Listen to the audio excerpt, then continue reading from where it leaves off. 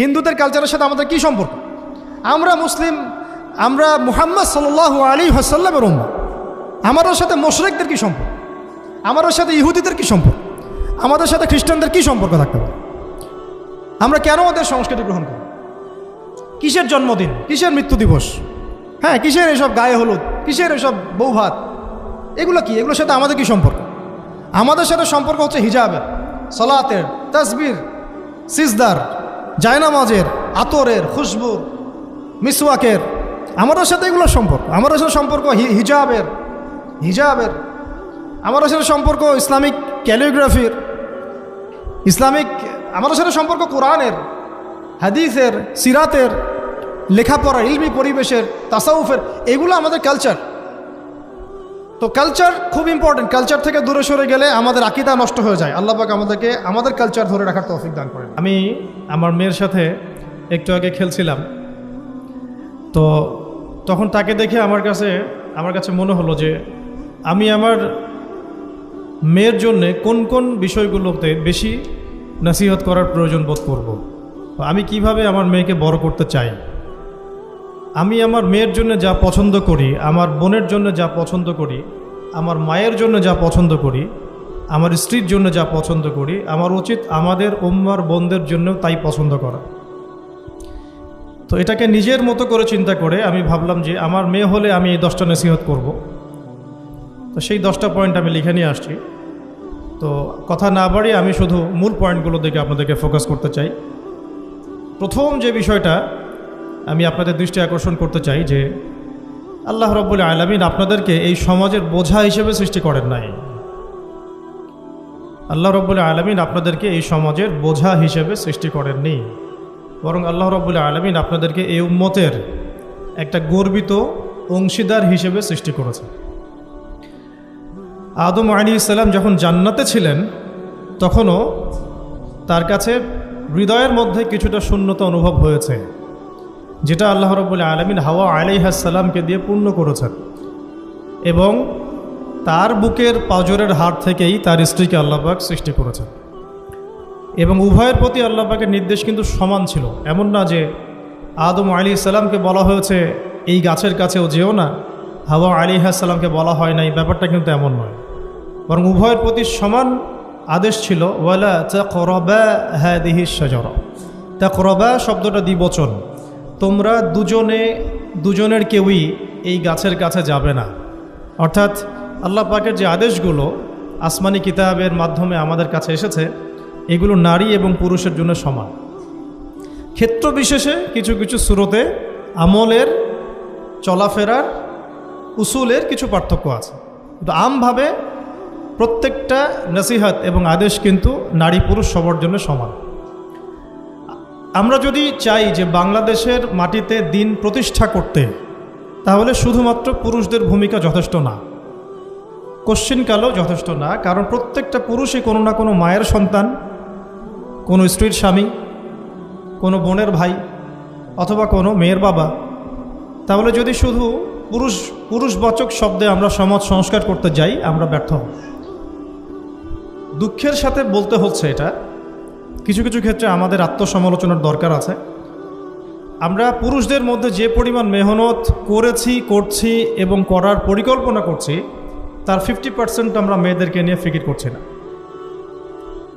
যে কোনো দিনই বোন যদি হেদায়েতপ্রাপ্ত হন আল্লাহর পক্ষ থেকে, তারপরে সে যে পড়াশোনা করবে, এই পড়াশোনা করার মতো উপযুক্ত প্রতিষ্ঠানও আমরা তাদেরকে দিতে পারি না।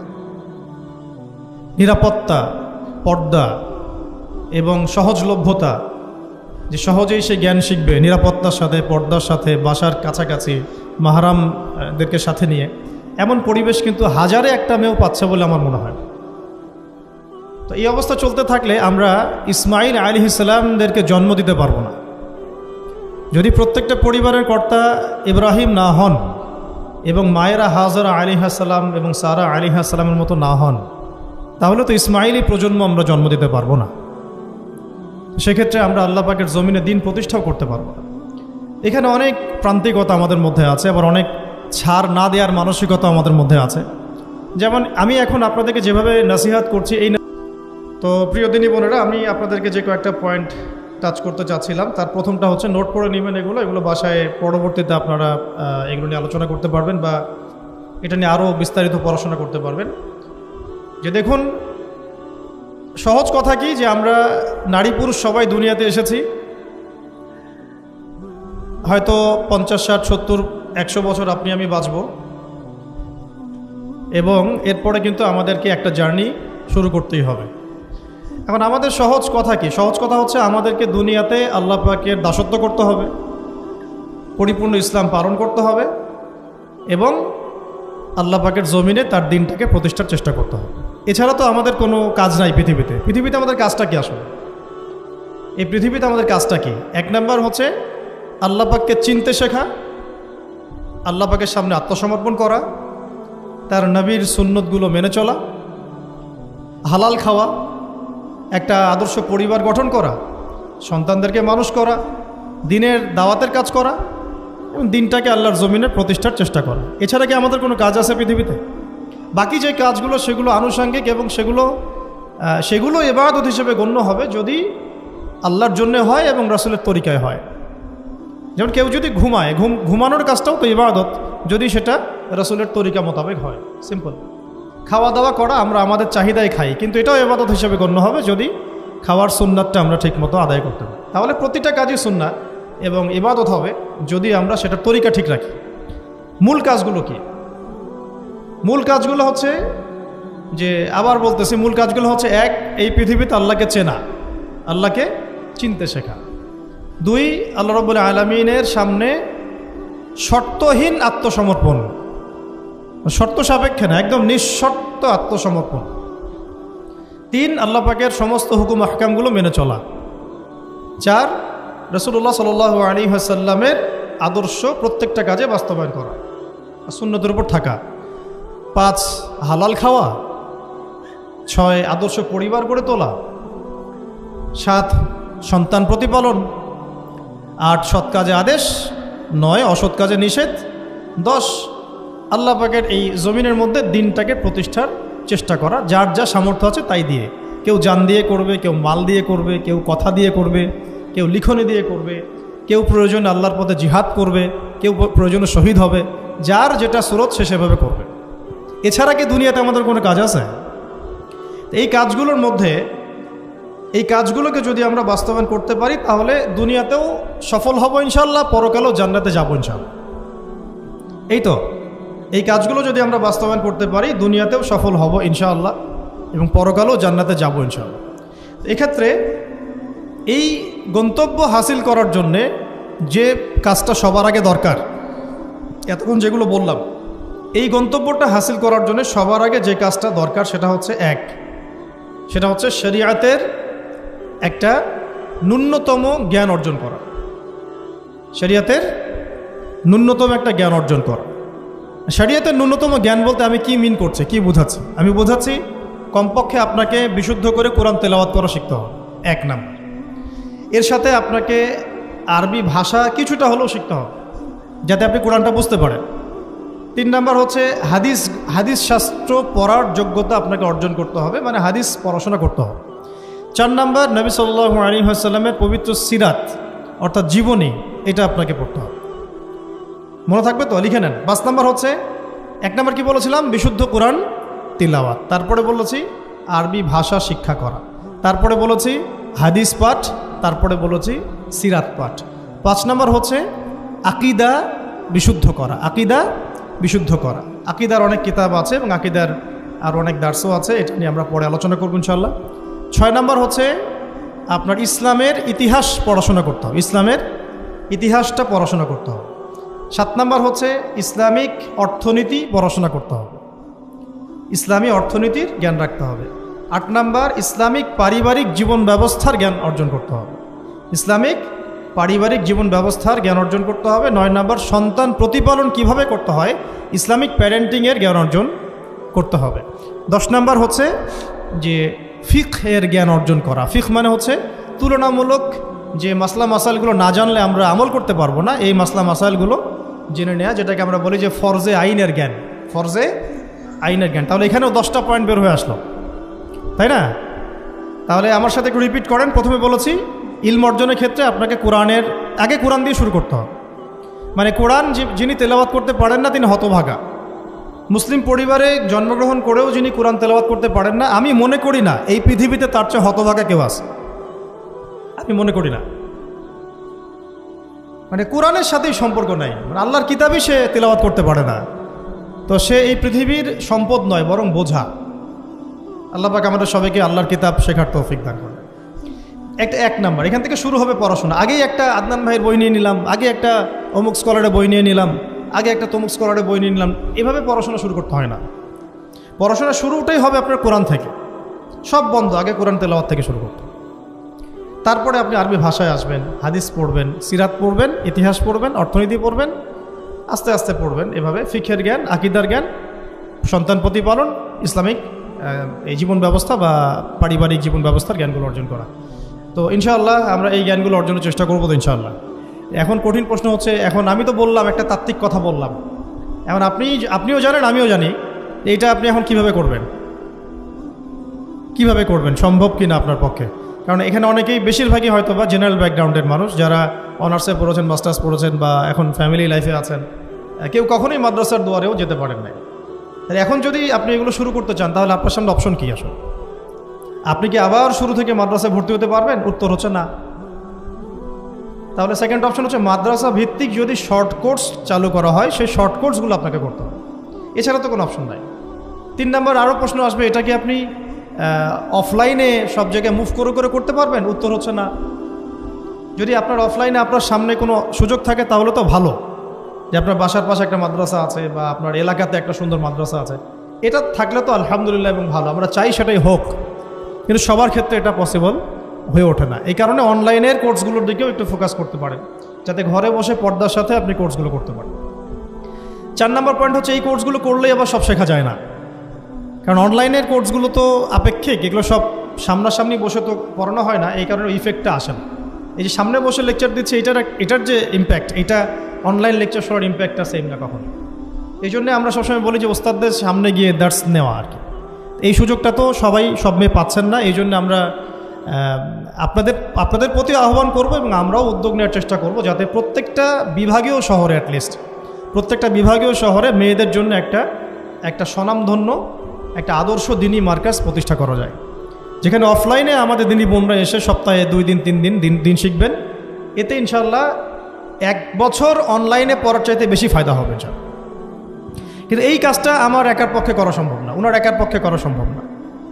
উনি বললাম এটা নিয়ে আবার ঝগড়া করতে পারে, আমাদের উস্তাজার একার পক্ষে করা সম্ভব না, আমাদের প্রিয় উস্তাজার একার পক্ষে করা সম্ভব না, ঠিক আছে? তো এটা আবার আমাদের সবাইকেই হাত লাগাতে হবে।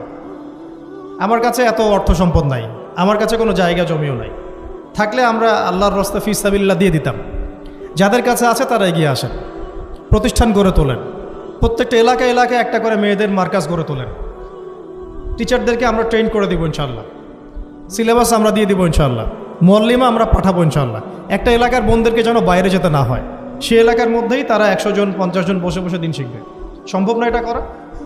অনেক আগেই সম্ভব ছিল এবং জরুরিও ছিল, কিন্তু আমরা অন্যদিকে বেশি ফোকাস করছি। মেয়েদেরকে সত্যি এখানে আমরা অবহেলার মধ্যেই রেখেছি।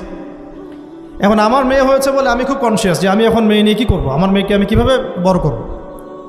এখন তো আমি মেয়েকে পড়তে অন্য কোথাও পাঠাবো না, কারণ সিকিউরিটি কনসার্ন। আমি আমার মেয়েকে কোথাও মেসে থাকতে দিব না, সিকিউরিটি কনসার্ন, এবং আমাদের গায়রতের খেলাফ, ব্যক্তিত্বের খেলাফ। তাহলে আমার মেয়েকে পড়াশোনা করানোর জন্য আমাকেই প্রতিষ্ঠান গড়ে তুলতে হবে, এবং এমন প্রতিষ্ঠান যেখানে আমার মেয়ে দুনিয়াবি জ্ঞানও পাবে, পরকালের জ্ঞানও পাবে। এটা তো অ্যাভেলেবল না। তো অ্যাভেলেবল হবে কখন? যখন সবাই হাত লাগাবো। দেখেন, আমি একটা হাদিস মনে করে দিই আপনাদেরকে, এটা বলতে চাচ্ছিলাম না কিন্তু বলছি।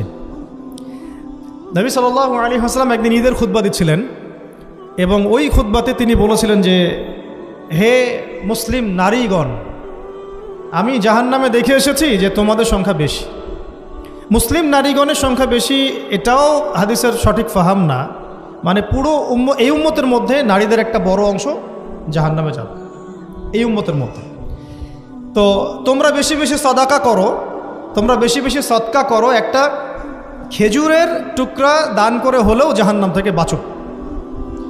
তো এটা বলার পরে বেলাল রাদিয়াল্লাহু আনহু একদিক থেকে আরেক দিক হাঁটছিলেন, সাথে একটা কাপড় ছিল। নারীরা তাদের কেউ গলার হার, কানের দুল, হাতের মানে চুড়ি, এগুলো সোনার সব খুলে খুলে দান করছিলেন। মেয়েদেরকে সাদাকার মধ্য দিয়ে জাহান্নাম থেকে বাঁচতে হবে। সদকা করার মধ্য দিয়ে মেয়েদেরকে জাহান্নাম থেকে বাঁচতে হবে। আজকে যদি আপনি একটা প্রতিষ্ঠান গড়ে দিয়ে যেতে পারেন, এটা যদি আরও 50 বছর সাস্টেইন করে, এই 50 বছর এখানে যত মানুষ দিন শিখবে সমস্ত মানুষের ইলমের নেকি আপনি পাবেন। কিন্তু আমরা কিন্তু সবাই ব্যক্তি স্বার্থ নিয়ে চিন্তা করি আর দুনিয়ার স্বার্থটাকে বেশি প্রাধান্য দিই। আমার 500 জায়গা আমি দিয়ে দিব, আপনি দিচ্ছেন না, বরং আপনি পরকালের জান্নাতের একটা জায়গা আপনি সার্টিফাইড করছেন। কে জানে, হয়তো এই ওসিলায় আপনার জান্নাতের ফয়সালা হয়ে যেতে পারে। কেউ 10% জমির মধ্যে একটা মসজিদ করেছে, হতে পারে এই মসজিদের ওসিলায় আল্লাহ পাক তাকে জান্নাত দিতেও পারেন। কেউ একটা মাদ্রাসা প্রতিষ্ঠা করেছে, এখানে হাজার হাজার স্টুডেন্ট পড়াশোনা করছে, কে জানে হয়তো এই ওসিলায় আল্লাহ পাক তাকে পরকালে জান্নাত দিতে পারে।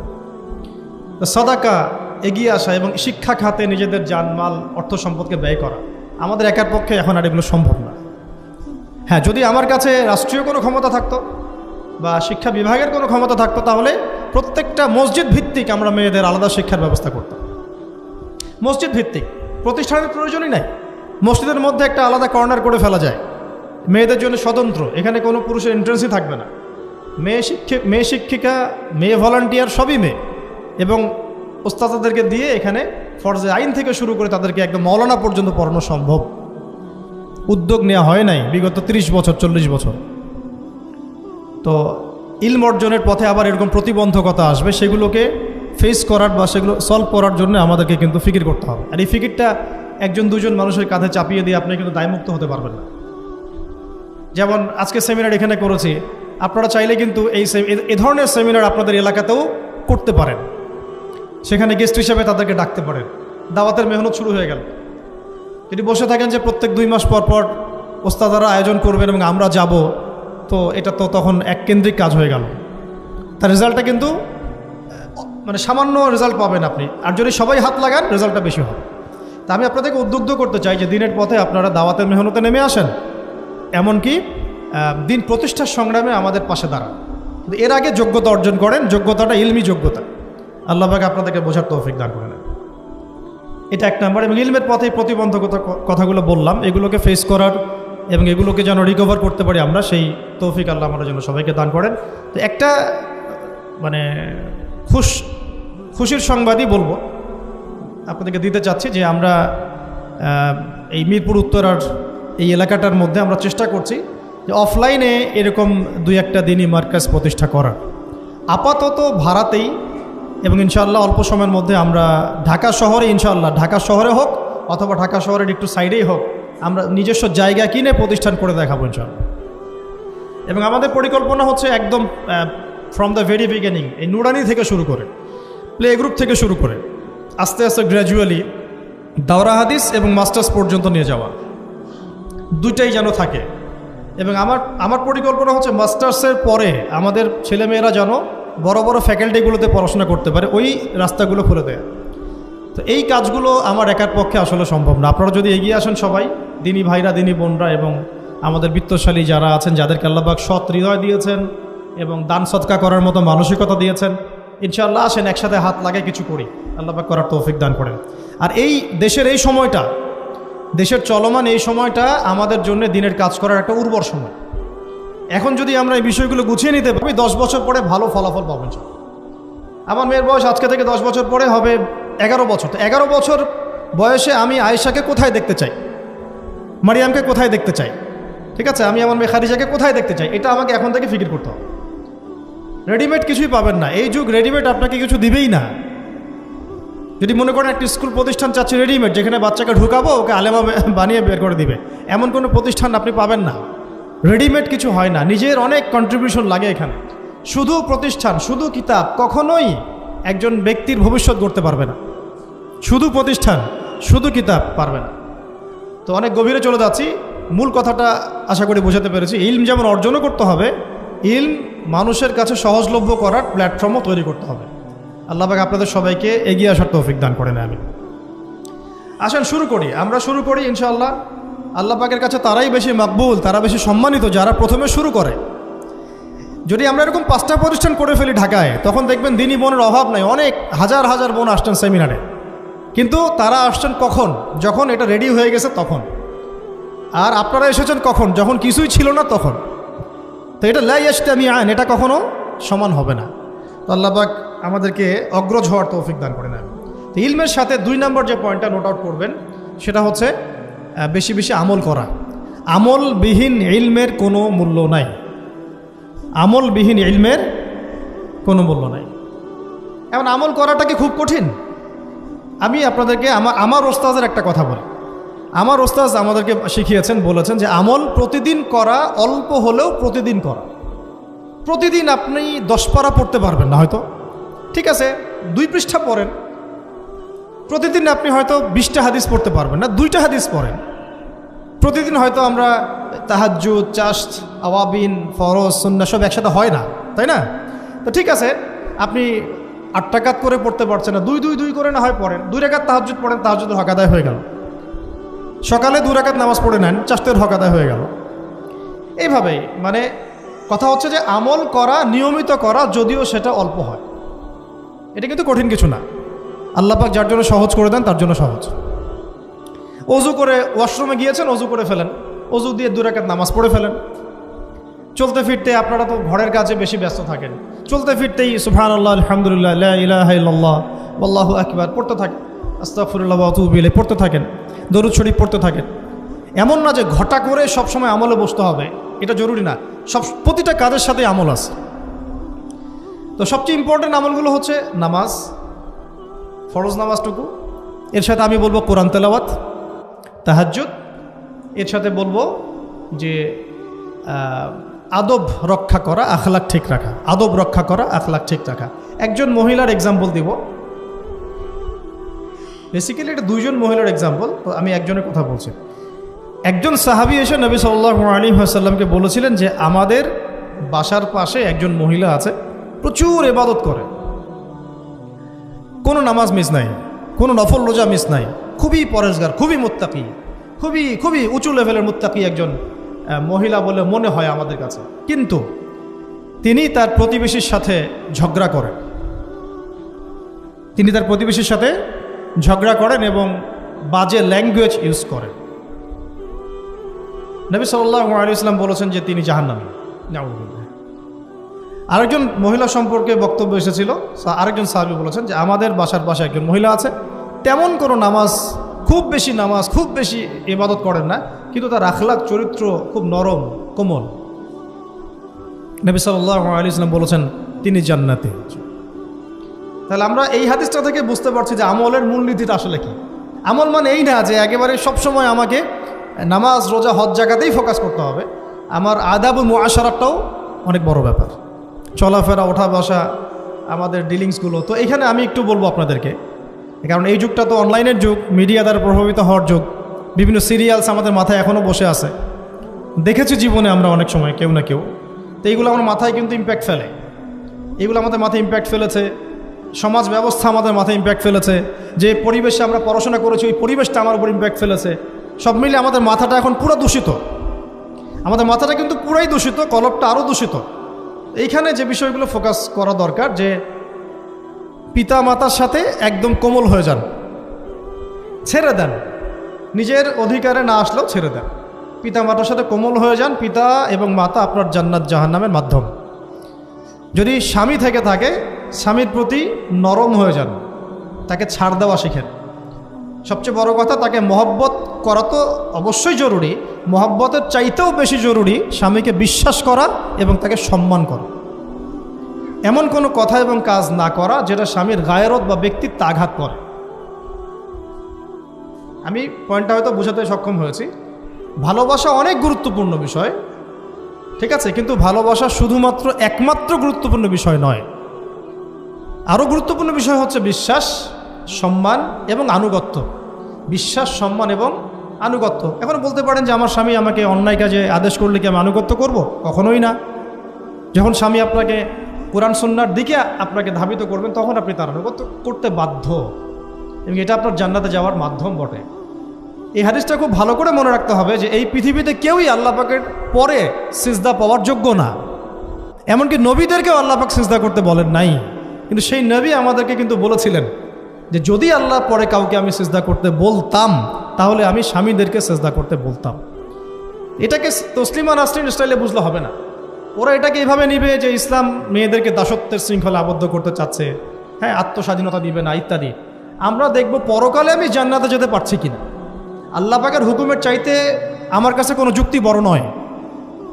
আল্লাহ পাকের হুকুমের চাইতে আমার কাছে কোনো যুক্তি, বিজ্ঞান, প্রযুক্তি এগুলো বড় মানদণ্ড নয়।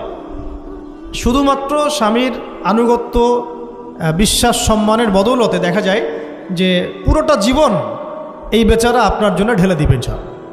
আর এই জায়গায় যদি দেখা যায় ঘাটতি থাকে, তখন কোনো কোনো ক্ষেত্রে ভালোবাসা যথেষ্ট হয়ে ওঠে না। এবং আপনারা জানেন এই শহরে ডিভোর্সের সংখ্যা দিন দিন বাড়ছে। কেন? এইগুলো মেজর কারণ আছে। হ্যাঁ, আমি বলছি না যে সব ছেলেই একেবারে পারফেক্ট, কখনোই না। ছেলেরাও যেমন সাহাবি না, মেয়েরাও সেরকম মহিলা সাহাবি না। কিন্তু সবর, আনুগত্য, নরম কোমলতার কোনো বিকল্প নাই। উভয় পক্ষের জন্যই নসিহতগুলো আর কি, স্বামীর জন্য এবং স্ত্রীর জন্য। আরেকটা বিষয় হচ্ছে যে স্বামীর পরিবার নিয়ে খোঁটা না দেওয়া, স্বামীর যে বাবা মা ভাই বোন এই ব্যাপারগুলো নিয়ে খোঁটা দেওয়া না দেওয়া বা খোঁচাখুচি না করা, এবং তার যে অবদান আপনার প্রতি এটাকে অস্বীকার না করা, কুফরি না করা। একটা হাদিসের মধ্যে নবী সাল্লাল্লাহু আলাইহি ওয়াসাল্লাম কিন্তু বলেছেন যে বেশিরভাগ নারীর জাহান্নামে যাওয়ার কারণ কি? সাহাবীরা জিজ্ঞাসা করেছিলেন, তিনি বলেছেন তারা কুফরি করে। কি কুফরি করে? তারা কি আল্লাহর সাথে কুফরি করে? নবীজি বলেছেন না, বরং তারা সারা জীবন স্বামীর যে দিয়ে যাওয়া যে স্যাক্রিফাইস বা অধিকার, এটাকে হঠাৎ করে অস্বীকার করে বসে, হঠাৎ কোনো একদিন অস্বীকার করে বসে। এটার কারণে দেখা যায় আল্লাহ পাক নারাজ হয়ে যান। আল্লাহ রাব্বুল আলামিন তো একজন ব্যভিচারী নারীকেও জান্নাত দিয়েছেন মাত্র কুকুরকে পানি পান করানোর কারণে। আবার একজন নারীকে বিড়াল বেঁধে রেখে কষ্ট দেওয়ার কারণে জাহান্নামে দিয়েছে। তো জবান এমনই একটা কঠিন জিনিস, যেটাকে নিয়ন্ত্রণে না রাখলে আমাদের জন্য ক্ষতি হবে। আল্লাহ পাক আমাকে আপনাদের সবাইকে জবান হেফাজতে রাখার তৌফিক দান করে দেন। আর কিছু বিষয় হচ্ছে, কিছু শাসন সমাজে থাকে, মানে পরিবারের মধ্যে থাকে। এই শাসনগুলো কখনোই মেয়েদেরকে বিপথে নিয়ে যাওয়ার জন্য নয়, বরং যে আপনাকে মহব্বত করবে সেই আপনাকে শাসন করবে। যে আপনাকে মহব্বত করে সেই কিন্তু আপনাকে শাসন করবে। যার আপনার ব্যাপারে কোনো কেয়ার নাই সে কিন্তু আপনাকে শাসন করতে আসবে না। আপনি কোথায় যান তার তো কোনো যায় আসবে না। আর যে আপনাকে চাইবে, জোর করে টেনে নিয়ে আসতে চাইবে জান্নাতের পথে, সে কিন্তু আপনার উপর মাঝে মাঝে শাসন করতে পারে। ওই অধিকারটুকু দিতে হবে। আর আমাদের মেয়েদেরকে ওই মেজাজেও তৈরি করতে হবে। তো পারিবারিক বিষয়গুলোর ক্ষেত্রে আসছিলাম, এটা একটু পরে আবার আসছি ইনশাআল্লাহ, যে ইলমের সাথে আমলটা খুব জরুরি। এবং আমলের ক্ষেত্রে শুধু নামাজ, রোজা, হজ, যাকাত এটাকে আমি মিন করছি না। মিন করছি যে আমার বাবার সাথে সম্পর্ক, মায়ের সাথে সম্পর্ক, আত্মীয়দের হক আদায় করছে কিনা, প্রতিবেশীর সাথে রিলেশন ঠিক আছে কিনা, এবং স্পেশালি পরিবারের স্বামীর সাথে আমার এই বিষয়গুলো ঠিক আছে কিনা। তো এগুলো যদি ঠিক থাকে, অল্প আমল যথেষ্ট হয়ে যাবে ইনশাআল্লাহ তাআলা। আল্লাহ পাক আমাদেরকে ইলম অনুযায়ী আমল করার তৌফিক দান করেন, আমিন। 3 নম্বর আমি পয়েন্ট নোট আউট করছিলাম মেয়েদের জন্যে, যে আমি আমার মেয়েকে নসিহত করতাম যে বেশি বেশি দান সদকা করতে, বেশি বেশি দান সদকা করতে। মেয়েদের জন্য স্পেশালি সাদাকাটা বেশি করা উচিত। ছেলেরা তো সাদাকা করে, কম বেশি কিন্তু করে, যেহেতু তারা বাইরে থাকে। তো আপনারা সাদাকা করার জন্যে যদি স্বামীর অর্থ আপনাদের কাছে নেন, এটা দোষের কিছু না। কোনো চেয়ে নেওয়া, বলে নেওয়া, তাদের কাছ থেকে অর্থ নিয়ে সাদাকার একটা অংশ রাখা। দেখেন, আবু বকর রাদিয়াল্লাহু আনহুর নাম তো সবাই শুনেছেন। তিনি যখন খলিফা হয়েছিলেন তখন তার স্ত্রী কিছু কিছু করে সম্পদ জমিয়ে রাখতেন, খাবার জমিয়ে রাখতেন। পরে একদিন ভালো একটা খাবার রান্না করে খাইয়েছেন ওই জমিয়ে রাখা খাবার থেকে। এখান থেকে একটা বিষয় বুঝতে পারলাম, সম্পদ সেভ করা শিখতে হয়। একদম আমার ইনকাম আছে বলেই যে একদম পুরো 1 লাখ টাকা ঢেলে দিতে হবে মাসে, জরুরি না। 10,000 টাকা করে সেভ করার চেষ্টা করেন, হয়তো এই 10,000 টাকা একটা পরিবারের ভরণ পোষণের জন্য যথেষ্ট হয়ে যাবে। ওই সেভ করা টাকাটা যদি আমি কালকে দান করে দিই আল্লাহর রাস্তায় বা অন্য কোনো মানুষকে, তার 1 মাসের খরচ হয়ে যাবে, বিশাল একটা উপকার হবে। আমরা কিন্তু কিছু টাকা পাইলেই কসমেটিক্স, নতুন জুয়েলারি, ঠিক আছে, নতুন কি আসলো বাজারে, নতুন কসমেটিক্স আর কি, তো এইগুলোর দিকে বেশি ফোকাস করি। তো এখান থেকে টাকা একটু জমিয়ে আমরা যদি আল্লাহর পথে ব্যয় করার চিন্তা করি, পরিবারে বরকত আসবে। এই জন্য সম্পদকে মূল্যায়ন করা, রিজিক আল্লাহ পাক দিয়েছেন বলেই সব যে ঢেলে দিতে হবে, এটা ভালো না, এই কাজটা ঠিক না। আল্লাহ পাক আজকে আপনাকে হয়তো 1 কোটি টাকা দিয়েছেন, কালকে আল্লাহ না করুক 1000 টাকার জন্য মানুষের কাছে হাত পাততে বাধ্য করতে পারেন আল্লাহ পাক। এমনও কিন্তু দিন আসতে পারে, দিন সবার সবসময় সমান থাকে না। আজকে আপনার কাছে 1 কোটি টাকা আছে, কিছু মনে হচ্ছে না। কালকে কে জানে, আল্লাহ না করুক, যে 1000 টাকা কারো কাছে চাইতে হচ্ছে, 1000 টাকার জন্য ঠেকে গেছে, হতে পারে না? তো রিজিককে মানুষ তাজিম না করলে রিজিক দূরে চলে যায়। দুটো বিষয় খেয়াল রাখবেন, দুটো বিষয়। এক হচ্ছে মাঝে মাঝে মনের মধ্যে কিছু আমল করার ইচ্ছা আসে না? মনে হলো যে আচ্ছা একটু 10টা আয়াত পড়ি, মনে আসে না? মাঝে মাঝে এমন মনে হয় না? ওই সময় এই যে মনের মধ্যে যে এই ইরাদাটা জাগ্রত হওয়া, এটাকে আমরা বলি ওয়ারিদ। অন্য ভাষায় আপনি বলতে পারেন মেহমান। কি বলতে পারেন? এটা আল্লাহর পক্ষ থেকে আপনার কলবের মধ্যে মেহমান হিসেবে এসেছে। এখন আপনি যদি আমলটা করেন, সেই মেহমান বারবার আপনার কলবে আসবে। যদি আপনি ওই সময় আমলটা না করেন, মেহমান চলে যাবে। মেহমান অসম্মানিত হলে পরে আর আসবে না। একইভাবে রিজিক আল্লাহ পাক দিয়েছেন, এর তাজিম যদি করতে পারেন রিজিক বেশি আসবে। রিজিকের তাজিম সম্মান করতে না পারলে রিজিক আসবে না, বেশি কমে যাবে। উসমান রাদিয়াল্লাহু আনহু সবচেয়ে ধনী ছিলেন না? কেন জানেন? কেন? এটা কি জানেন কেন ধনী ছিলেন? একে তো তিনি প্রচুর দান সদকা করতেন, এটা তো আপনারা জানেনই। আরেকটা জিনিস অনেকে জানে না, তিনি উটের পিঠে বসেছিলেন, কিছু একটা খাচ্ছিলেন, এই 2-1টা দানা পড়ে গেছে নিচে। উটের পিঠ থেকে নেমেছেন, নেমে সেই দানা উঠিয়েছেন, পরিষ্কার করেছেন, ধুয়েছেন, আবার খেয়েছেন। তার এই 2-4টা দানার কোনো কিন্তু মানে পরোয়া না করলেও চলে, তার প্রচুর অর্থ সম্পদ আছে। এত অর্থ সম্পদ যে তাবুক যুদ্ধের দিন 30,000 সেনাবাহিনীর দায়িত্ব নিয়েছেন। 30,000 সেনাবাহিনীর দায়িত্ব নিয়েছেন। সেনাবাহিনী যাবে, থাকবে, খাবে, তাঁবু টাঙাবে, সব দায়িত্ব তার। 30,000 সেনাবাহিনীর দায়িত্ব নেওয়া কি চারটাখানি কথা? তো এই সাহাবী এই কয়েকটা খাবারের দানা উঠিয়ে খেলেন। নবী সাল্লাল্লাহু আলাইহি ওয়াসাল্লাম বলেছিলেন যে তোমাকে আল্লাহ পাক রিজিক বাড়িয়ে দিবেন না কেন? তুমি রিজিকের যে তাজিম, যে সম্মান তুমি করো, এর বদৌলতে আল্লাহ পাক তোমাকে বেহিসাব রিজিক দিবেন। দুইটা বিষয় খেয়াল রাখবো। আমলের মেহমান হৃদয়ের মধ্যে আসলে তাকে ফিরায় না দেওয়া, তাহলে সেই মেহমান কিন্তু আর আসবে না। মেহমানকে মূল্যায়ন করলে মেহমান বারবার আসবেন ইনশাআল্লাহ। আর রিজিকের তাজিম না করলে রিজিক কিন্তু আপনার ঘরে বেশি বেশি আসবে না। এমনি তো হারামের যুগ, এমনি সুদের যুগ, এমনি ঘুষের যুগ। অলমোস্ট এভরি ফ্যামিলি সুদখোর এখন, অলমোস্ট এভরি ফ্যামিলি। মেয়েরা স্পেশালি যারা শাশুড়ি টাইপের, আপনারা মাইন্ড করেন না, তাদের সাইকোলজি যে এতই নিচে নেমে গেছে এখন যে আমার মেয়ে জাহান্নামে যায় যাক, হ্যাঁ আমার মেয়ে জাহান্নামে যায় যাক, সমস্যা নাই, দুনিয়াতে সে যেন ভালো থাকে। এটা কেন বললাম? একটা সুদখোরের ঘরে তুলে দিতে সে দ্বিধাবোধ করতেছে না, একটা দুর্নীতিবাজের ঘরে তুলে দিতে দ্বিধাবোধ করতেছে না, একটা ঘুষখোরের ঘরে তুলতে দ্বিধাবোধ করতেছে না, হ্যাঁ একটা মানে কি বলবো মাদক সেবী, ড্রাগ অ্যাডিক্টেড বা এই যে আর কি বলবো ফাসেক জালেম, এই ধরনের ঘরে উঠাই দিতেও সে দ্বিধাবোধ করছে না। 5তলা বাড়ি চাই আমার মেয়ে 5তলা বাড়ি থেকে সুখে থাকবে। এই যে সুখের ডেফিনেশন এখানে দিয়েছেন আপনারা। এই জন্য কত হাজার হাজার মেয়ের জীবন নষ্ট করে দিয়েছেন আপনারা। আমার কথা মাইন্ড করে না, হাজার হাজার মেয়ের জীবন মায়েরা নষ্ট করে দিয়েছে শুধুমাত্র মেয়েদের দুনিয়াবী সুখ এর সংজ্ঞাটা বুঝতে ভুল করার কারণে। এর নাম যদি সুখী হইতো তাহলে অমুসলিমরা সুখী না কেন? পশ্চিমারা সুখী না কেন? ওরা আত্মহত্যা করে কেন? এভাবে মেয়েদের জীবন নষ্ট করেছে। অথচ অল্প যদি হালাল রিজিকও হতো, আল্লাহ পাক তাকে বরকত দিতেন, সুখে থাকতো। তা আল্লাহ পাক আপনাদেরকে রিজিকের মূল্য বোঝার, তাজিম করার তৌফিক দান করেন, আমিন। অনেক ভিতরে ভিতরে চলে যাচ্ছে আমি, সময় আমাদের হাতে আরও শর্ট হয়ে আসতেছে। তো এখানে একটা কথা বলে দিব যে রিজিকের প্রসঙ্গ যেহেতু আসছে, যে হালাল খেতে হবে আমাদেরকে, হারামের দ্বারস্থ হওয়া যাবে না।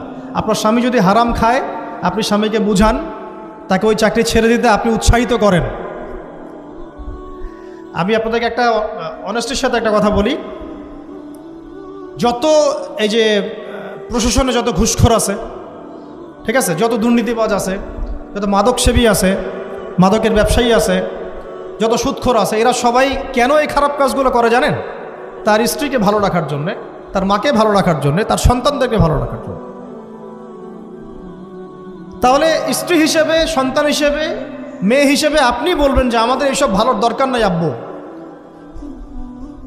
হে আমার প্রিয় স্বামী, আমার এসব ভালোর দরকার নাই, হে আমার ছেলে, আমার এসব ভালোর দরকার নাই, তুই হালাল পথে থাক, ওইখানে তুই আমাকে ডাল ভাত খাওয়া, আমি খুশি আছি। এইভাবে আপনারা তাদেরকে মোটিভেট করেন, দেখবেন সমাজে হারাম কমে গেছে ইনশাআল্লাহ। আর হারাম খাওয়া এই ছেলে মেয়েগুলোও কিন্তু মানুষ হবে না। হারাম খাওয়া যে ছেলে মেয়েগুলো রক্ত মাংস করে উঠছে, এরাও কিন্তু মানুষ হবে না। আল্লাহ পাক আমাদেরকে হালাল খাওয়ার তৌফিক দান করেন, এবং হালালের জন্য আপনাদের ভূমিকা অনেক বেশি। আমরা উত্তরবঙ্গ সহ দেশের বিভিন্ন জায়গায় সফর করে যেটা দেখেছি, যত সুদী এনজিও আছে না, এনজিওগুলোর মধ্যে মহিলাদের নামই বেশি। জানেন, মহিলাদের নাম বেশি সুদী এনজিওতে। তো এই দাওয়াতগুলো আমরা মা বোনদেরকে দিতে চাই যে কোন অবস্থাতে যেন হারাম রিজিকের দিকে আপনারা না ধাবিত হন, এবং রিজিকে তাজিম করেন, পরিবারের মধ্যে হৃদ্যতা ভালোবাসা বজায় রাখেন, একে অপরকে বিশ্বাস সম্মান এবং শ্রদ্ধা করেন। ইনশাআল্লাহ তাআলা আপনাদের পরিবারও সুখী হবে, রিজিকও সুন্দর হবে এবং রিজিকে বরকত হবে ইনশাআল্লাহ। এরপরে আমি দু একটা পয়েন্ট নোট করেছি, বলে শেষ করে দিচ্ছি যে এটা স্পেশালি আমি আমাদের ওই সব দিনই বোনদেরকে বলতে চাচ্ছি যে বোনেরা এখনও বিয়ে শাদী করেন নাই। সেটা হচ্ছে যে বিয়ে করার আগেই দিনের বেসিক লেখাপড়া শেষ করেন। এত পাগল হওয়ার দরকার নেই।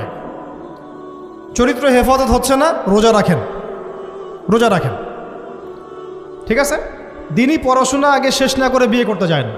বহু আলেমা যারা মাদ্রাসা লাইনের ছাত্রী ছিল, দিনই পড়াশোনা শেষ না করে বিয়ে পিড়িতে বসার কারণে কেরিয়ার ধ্বংস হয়ে গেছে। বিয়ে পরে করেন, আগে পড়াশোনাটা তুলনামূলক পড়াশোনাটাকে শেষ করে নেন। তুলনামূলক পড়াশোনা শেষ করতে 18 থেকে 20 বছর বেশি লাগে না। যদি আপনি শুরু থেকে শুরু করেন, একদম 18 থেকে 20 বছর হতে হতে আপনার পড়াশোনা মোটামুটি শেষ হয়ে যাবে। আর যে সাবজেক্টগুলো বললাম আমি, ওইগুলোই বেসিক পড়াশোনা। এখন এটা হয়তো সবার ভাগ্যে নসিব নাও হতে পারে, সেক্ষেত্রে বিকল্প অপশন আমরা যাব। কিন্তু আগে মূলনীতি হচ্ছে একটা লেভেল পর্যন্ত পড়াশোনা করার পরেই বিয়ে করেন, কারণ বিয়ের পরে আপনার যত রেসপন্সিবিলিটি আসবে, এটা তখন পড়াশোনা মেনটেন করা এতটাও সহজ না, প্রায় অসম্ভবের পর্যায়ে পড়ে যায়। আর দু একটা বাচ্চা কাচ্চা হয়ে গেলে তো তখন আর কোনো কথাই নেই।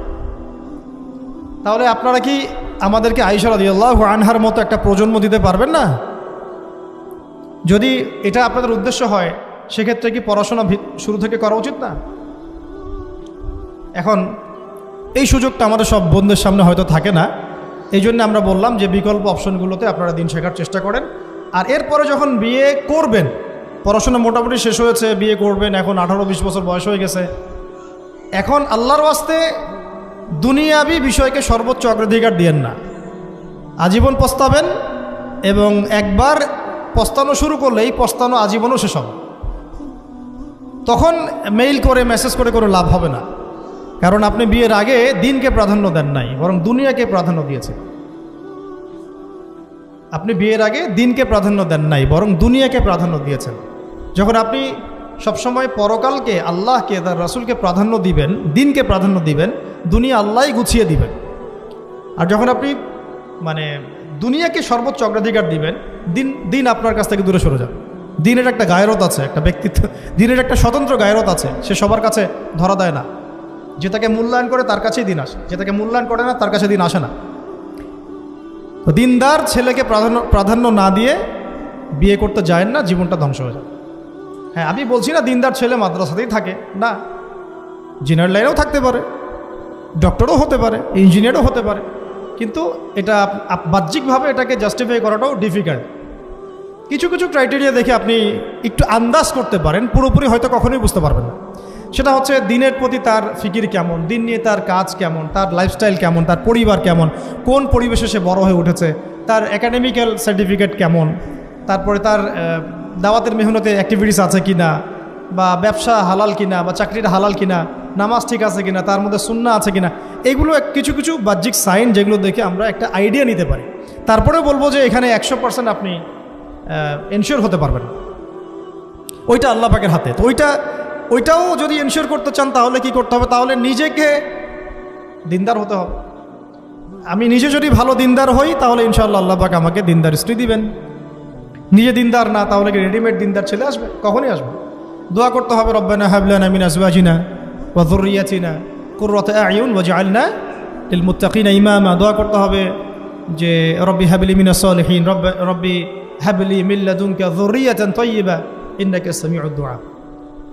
এই বিষয়গুলো থেকে খেয়াল রাখবেন। আর শরীয়তের মেজাজ মাথায় রাখা। শরীয়তের মেজাজের কথাটা আজকে এই জন্য বলছি যে আমরা আমাদের দেশে যে প্রবলেমটা দেখি, ইসলামের পূর্ণাঙ্গ বিষয়গুলো মানুষ মাথায় রাখতে চায় না। ইসলামে যেমন নামাজ, রোজা, হজ, জাকাত আছে, ইসলামে কিন্তু দাওয়াত, তাবলিগ, জিহাদও আছে, তাই না? ইসলামে কিন্তু শরিয়া আইনও আছে, হুদুদ, কেসাস আছে, ইত্যাদি আছে। আমাদের সমাজে দেখেন নামাজ শব্দ পরিচিত, কিন্তু কেসাস শব্দ পরিচিত না। কেসাস মানে কয়জন জানেন যে কেসাস শব্দ অর্থ কী? অনেকেই জানে না, কিন্তু কেসাস একটা কোরআনের একটা ফান্ডামেন্টাল বিধান, যে কেউ যদি আপনার চুরি করে হাত কেটে ফেলতে হয়, কেউ যদি ব্যভিচার করে বেত্রাঘাত করতে হয়, বিবাহিত হলে রজম করতে হয়, কেউ যদি মুরতাদ হয় তারও মৃত্যুদণ্ড শাস্তি আছে, কেউ শাতেমে রাসূলকে গালি দিয়েছে তারও মৃত্যুদণ্ড আছে। এরকম অনেক বিধান আছে, হুদুদ এবং কিসাস আছে। হত্যার বদলে হত্যা, চোখের বদলে চোখ, জানের বদলে জান। আমাদের সমাজে এগুলো পরিচিত না। নামাজ পরিচিত কিন্তু, তাসবিহ তাহলিল পরিচিত, ঠিক আছে? এরকমই সমাজেও বহু বিবাহ এটা অপরিচিত। হ্যাঁ, আপনি একটা বিয়ে করে বাইরে 4টা 5টা 6টা মেয়ের সাথে খারাপ সম্পর্ক করলে সমাজ এটাকে প্রমোট করে, এটাকে কাছে আসার গল্প নাম দেয় আর কি। কিন্তু একটা মেয়ের পুরো জীবনের রেসপন্সিবিলিটি আপনি নেবেন হালালভাবে, তখন সমাজ আপনাকে বাঁকা চোখে দেখবে, বিতর্কিত করবে। তো আমরা এখনও ওই ইসলামের ওই মেজাজে যাইতে পারি নাই। আমার মেয়েকে বড় করার সময় এটা তার মাথায় ছোট থেকে দেওয়া উচিত যে হ্যাঁ, ইসলামে কিন্তু বহু বিবাহের ব্যাপারও আছে, ওকে ওইভাবেই ওই মেজাজেই বড় করা উচিত। এখানে আরেকটা প্রশ্ন আসতে পারে যে এটা তো ঐচ্ছিক। অবশ্যই ঐচ্ছিক, কেউ চাইলে করতে পারে, কেউ চাইলে নাও করতে পারে, সবার উপর এটা ফরজ না, কখনোই না।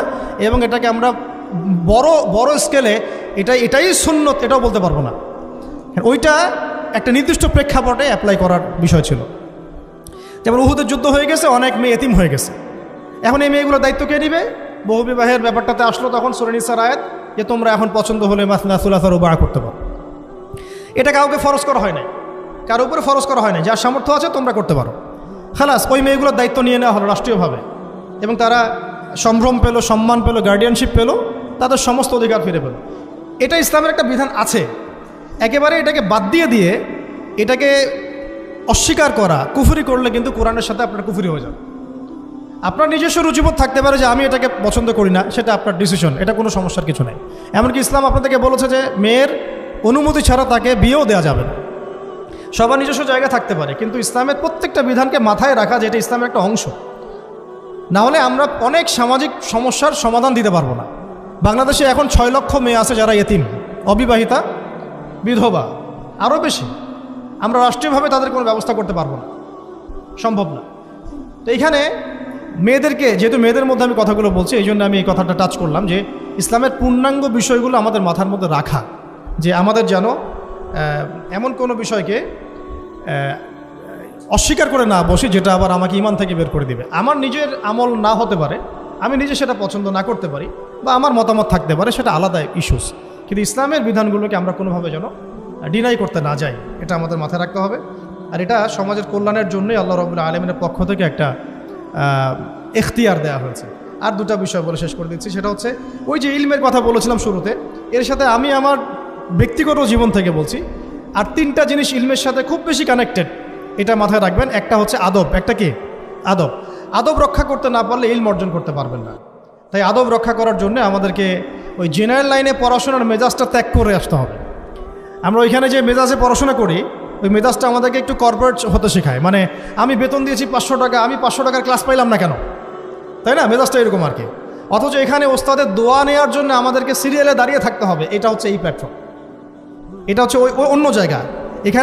এখানে একজন নবী হয়েও মুসা আলাইহিস সালাম যুগের পর যুগ হাঁটছেন এমন একজন ব্যক্তির সাক্ষাতের জন্যে যিনি তার চেয়ে বেশি জ্ঞানী, তার নাম খিদর আলাইহিস সালাম, যিনি তাকে সাথে নিতে চাচ্ছেন না। তিনি বলছেন যে ইন্নাকা লান তাস্তাতিআ মাইয়া সাবরা, তুমি তো আমার সাথে ধৈর্য ধরতে পারবে না।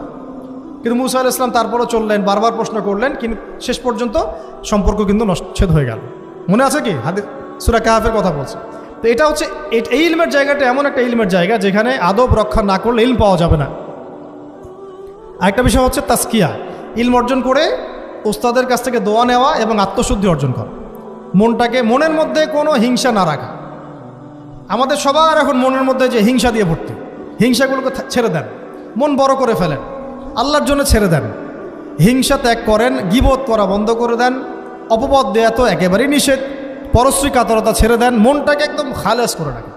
একজন সাহাবী সম্পর্কে নবীজি বলছেন, এই যে এখন যে সাহাবী ঢুকবে মসজিদে ও জান্নাতি, সবাই আগ্রহ নিয়ে বসে আছে, কে এসে? হ্যাঁ ঢুকলেন জান্নাতি, পরের দিনও সেম কথা, এখন যে ঢুকবে সে জান্নাতি। সেম সাহাবি ঢুকলেন, পরের দিনও সেম কথা, এখন যে ঢুকবে সে জান্নাতি। সেম সাহাবি ঢুকলেন। এবার একজন সাহাবি কৌশল করে তার বাসায় গেলেন, দেখি তো কি আমল করে সে। তো দেখলেন তো রাত্রেবেলা তাহাজ্জুদও উঠতেছে না, এশার নামাজ পড়ে ঘুমাই গেছে, ফজরের নামাজে উঠল। 3 দিন থাকলেন, 3 দিন সেম সেম। তখন তিনি বললেন, আচ্ছা ভাই, তোমার ব্যাপারে নবীজি এরকম মন্তব্য করেছেন, তোমাকে তো এমন কোনো খাস আমল করতে দেখলাম না। তো তিনি বলছেন, আচ্ছা একটা বিষয় হতে পারে, আমি অত বেশি আমল হয়তো করি না, কিন্তু আমি যখন ঘুমাতে যাই আমি সবাইকে মাফ করে দিয়ে ঘুমাই। মন ফ্রেশ, মনটা থেকে সব বের করে দেওয়া, এটা তাসকিয়া, এটা ইলমের সাথে সম্পৃক্ত। আল্লাহ পাক আমাদের সবাইকে এই বিষয়গুলো বোঝার তৌফিক দান করেন। আর এরপরে আমি বলবো যে সন্তান প্রতিপালনে যত্নশীল হন, কারণ এরপরে তো আমাদের অ্যাসেট তারাই। এবং মেয়েদেরকে আমি বলবো যে আপনারা বেশি বেশি সন্তান নেবেন। কে শিখাইছে একটা বাচ্চা নিতে হবে, 2টা বাচ্চা নিতে হবে? এগুলো বোগাস কথাবার্তা পশ্চিমারা শিখাইছে। আর নবী সাল্লাল্লাহু আলাইহি ওয়াসাল্লাম কি বলেছেন? আমি সেই নারীদেরকে নিয়ে গর্ব করব যেই নারীরা বেশি বেশি সন্তান জন্ম দিতে। আমি আমার উম্মতের সংখ্যা নিয়ে গর্ব করব। হ্যাঁ, সবার ফিজিক্যাল কন্ডিশন এক না হতে পারে, কিন্তু এই মানসিকতাটা ত্যাগ করতে হবে যে আমার একটাই, 2টি সন্তানের বেশি নয়, একটি হলে আরও ভালো হয়। এইসব পশ্চিমা তন্ত্রমন্ত্র বন্ধ করতে হবে। ঠিক আছে, এরপরে বলবো যে মিডিয়া দিয়ে, আচ্ছা, এই সন্তান প্রতিপালনের ক্ষেত্রে একটা কথা বলে দেই যে প্যারেন্টিংয়ের অনেক বই বাজারে বের হয়েছে, প্যারেন্টিং টিপস আছে। এই প্যারেন্টিংটা নিয়ে আলাদা ইনশাল্লাহ একদিন সেশন করবো, এখানে অনেক কথা বলার আছে। সন্তান প্রতিপালন একটা শিল্প, সন্তান প্রতিপালনটা একটা শিল্প, খুব ধৈর্যের কাজ, সবরের কাজ, লেগে থাকার কাজ। সন্তানকে সময় দেওয়া, ওর খাবারের দিকে খেয়াল রাখা, ওর মানসিকতার দিকে খেয়াল রাখা, ওর ফিজিক্যাল অ্যাক্টিভিটিস দিকে খেয়াল রাখা, ওর মানে আত্মা দূষিত হয়ে যাচ্ছে কিনা এটা খেয়াল রাখা, ওর ভালো একাডেমিক পরিবেশ নিশ্চিত করা, ভালো ওস্তাদ দেওয়া, ওর সাথে মেশা, ওকে আদর করা, অনেক কিছু আছে। এটা নিয়ে ইনশাল্লাহ আমরা একদিন আরেকটা সেশন করবো ইনশাল্লাহ।